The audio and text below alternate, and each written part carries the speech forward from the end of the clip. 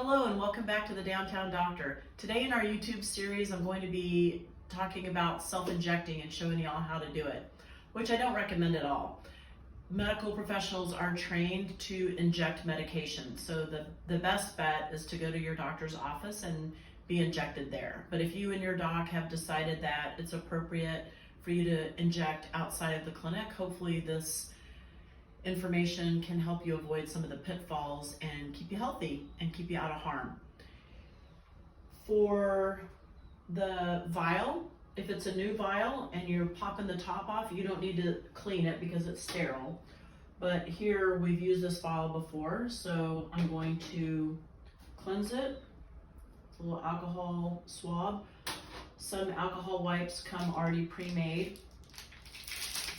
Your doctor will let you know what size syringe is appropriate for the medication.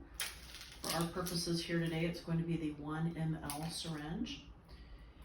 Sometimes you will want to use, depending on the medication and the amount, a different needle for drawing up, like you might need a bigger needle to draw up the medication, and then using a separate needle for the injection. Today, for our purposes, totally fine to use the same needle for drawing up and injecting. Go ahead and plunge the syringe a few times because these things are made in China and they're made by the 1,000 lot, and so they can be sticky. Here,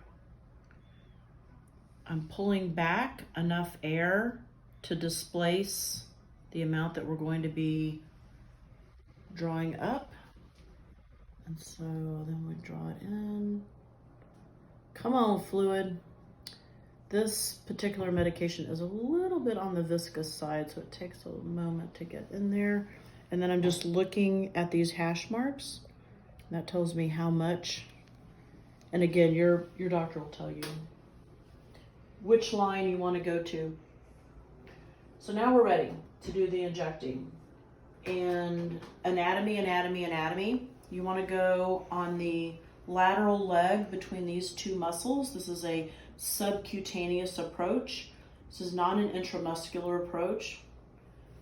So I'm just going to wipe to cleanse the area. The subcu approach is 45 degrees. An intramuscular approach is 90 degrees. So we're going to do our 45 degrees. Gonna do a little squeezing. It just makes it more comfortable. It's not a medically necessary thing to do. And then pull back on the plunger. So I'm pulling back on the plunger, no blood. So I'm going to inject.